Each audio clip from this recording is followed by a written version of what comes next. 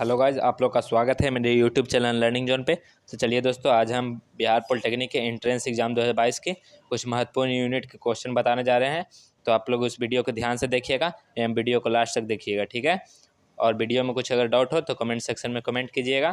तो चलिए हम आज का वीडियो को शुरू करते हैं, जो कि मैटर चैप्टर से है, मैटर जो केमिस्ट्री के हैं, ठीक है। तो चलिए हम आज इसको क्वेश्चन को डिस्कस करते हैं। तो चलिए हम फर्स्ट क्वेश्चन को लेकर चलते हैं। चलिए देखिए, क्वेश्चन की ओर दिया गया है। क्वेश्चन में कौन सी वस्तु द्रव नहीं है, ठीक है। इसका आंसर आप लोग लाइव चैट में कमेंट करते रहिएगा, ठीक है।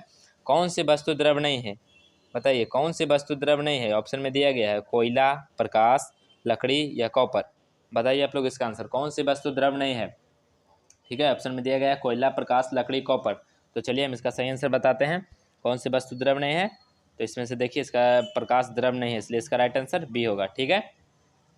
चलिए नेक्स्ट क्वेश्चन की ओर हम लोग बढ़ते हैं। नेक्स्ट क्वेश्चन में दिया गया है एम ग्राम द्रव्यमान के लुप्त होने पर उत्पन्न ऊर्जा होगी, क्या होगी। एम ग्राम द्रव्यमान को लुप्त होने पर ऊर्जा क्या होगी। ऑप्शन में दिया गया है एम स्क्वायर सी अर्ग, एम सी स्क्वायर अर्ग, एम स्क्वायर सी स्क्वायर अर्ग। बताइए इसका सही आंसर क्या होगा। एम ग्राम द्रव्यमान को लुप्त होने पर उत्पन्न ऊर्जा क्या होगी। तो चलिए हम इसका राइट आंसर बताते हैं। इसका राइट आंसर होगा एम सी स्क्वायर अर्ग, ठीक है। एम ग्राम द्रव्यमान लुप्त होगा तो उत्पन्न ऊर्जा होगी एम सी स्क्वायर अर्ग, इसलिए इसका राइट आंसर सही है, बी नंबर। चलिए नेक्स्ट क्वेश्चन की ओर हम लोग चलते हैं।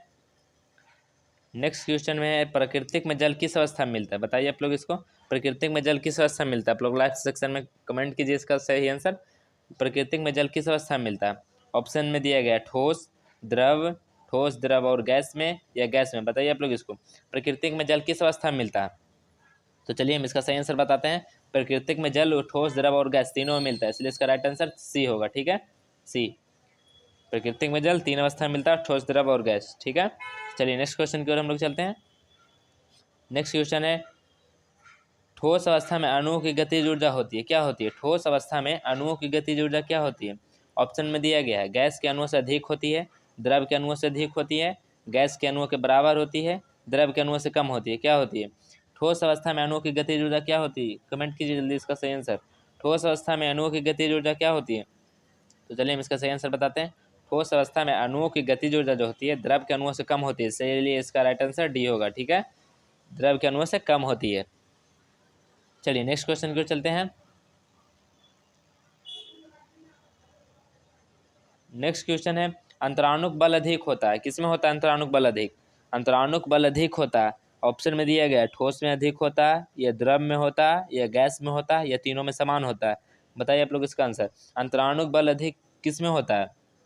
क्वेश्चन है अंतराणुक बल अधिक किस में होता है, ठोस में होता है, द्रव में होता है, गैस में होता है, या तीनों में समान होता है, ठीक है। तो चलिए हम इसको आंसर की ओर चलते हैं। तो अंतराणुक बल जो अधिक होता है वो ठोस में होता है, इसलिए इसका राइट आंसर ए होगा, ठोस, ठीक है।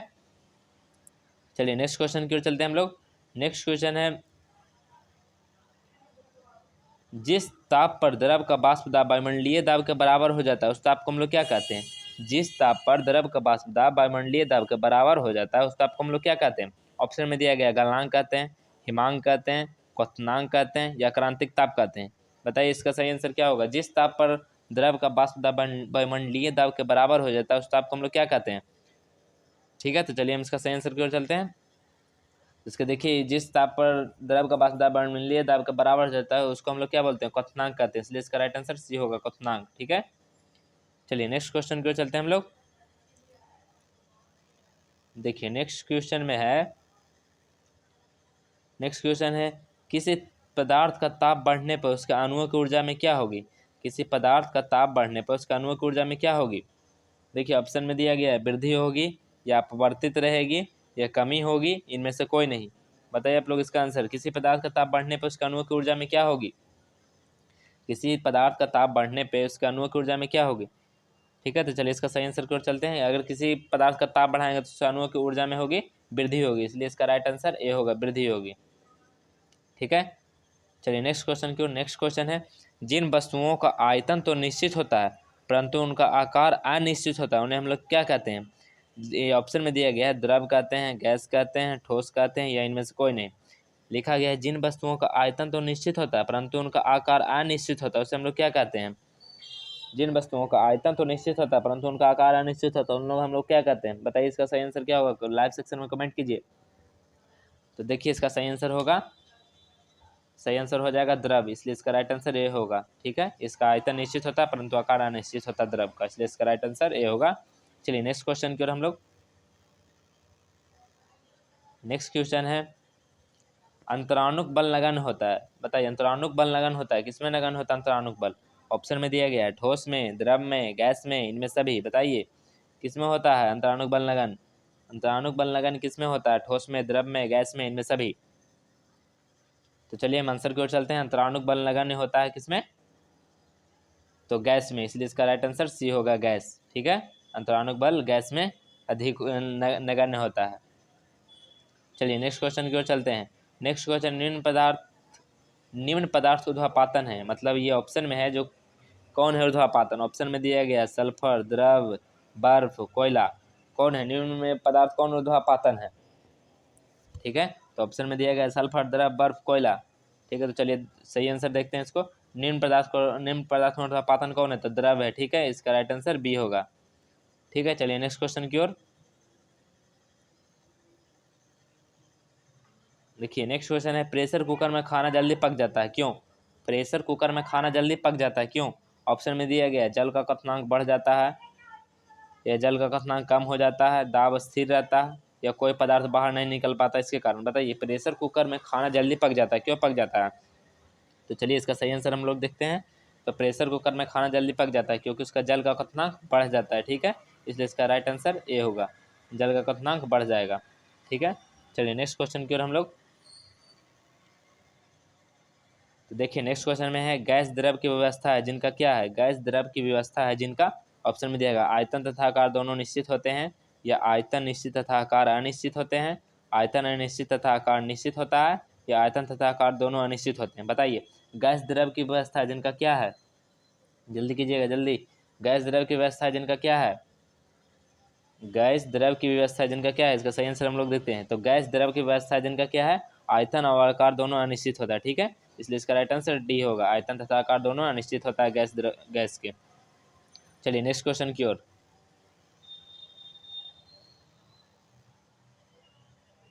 देखिए नेक्स्ट क्वेश्चन है निम्न में कौन सा उत्फुल है?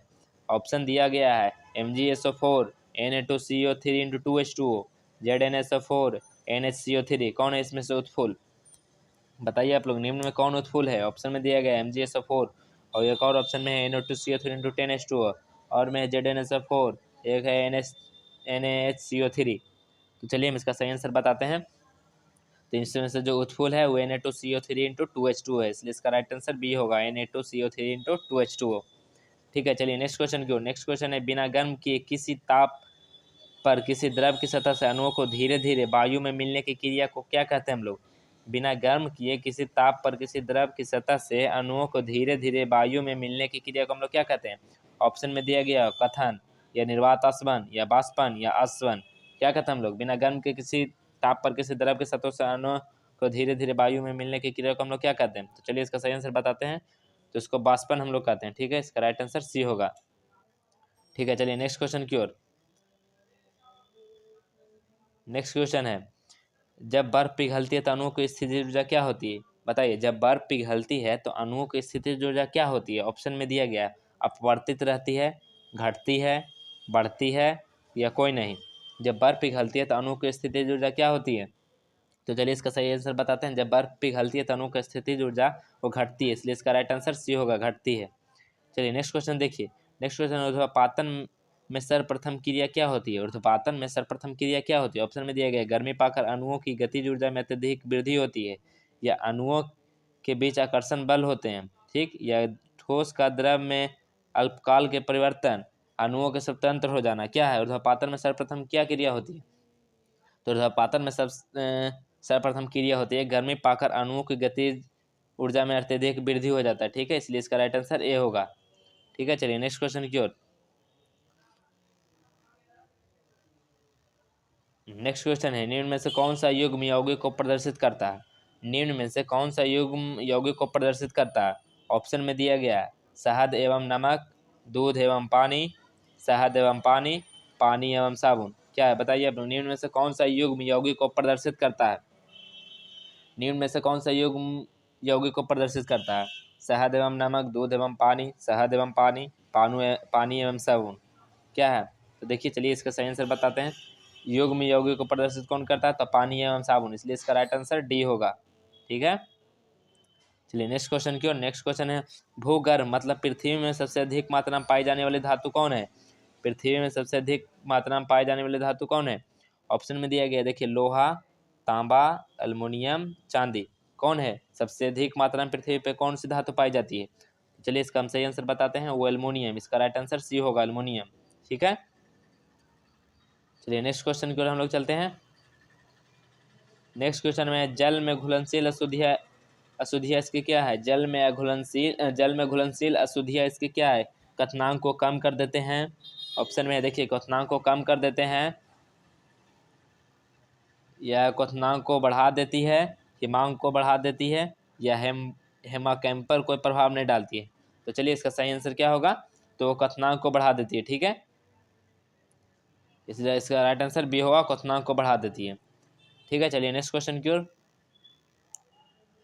नेक्स्ट क्वेश्चन है नौशादर और नमक को पृथक अलग किया जाता है, किस द्वारा किया जाता है? नौशादर और नमक को अलग किस विधि द्वारा किया जाता है?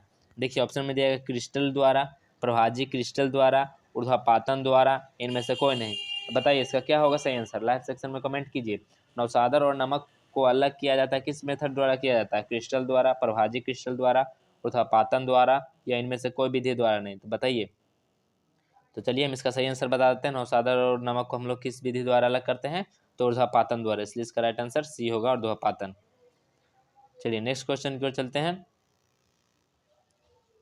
देखिए नेक्स्ट क्वेश्चन निम्नलिखित में से मिश्रण है, कौन मिश्रण है इसमें? निम्नलिखित में से मिश्रण है, ऑप्शन में दिया गया लोहा, चीनी, स्याही, वायु वायुसेना, दूध, संगमरमर, टूथपेस्ट, दूध, स्याही, वायु, टूथपेस्ट, दूध, जल, कौन है? निम्नलिखित में से मिश्रण कौन है? तो देखिए इसका सही आंसर हम लोग बताते हैं, टूथपेस्ट, दूध, स्याही और वायु। ठीक है, इसलिए इसका राइट आंसर सी होगा, ये मिश्रण है। चलिए नेक्स्ट क्वेश्चन की ओर हम लोग चलते हैं।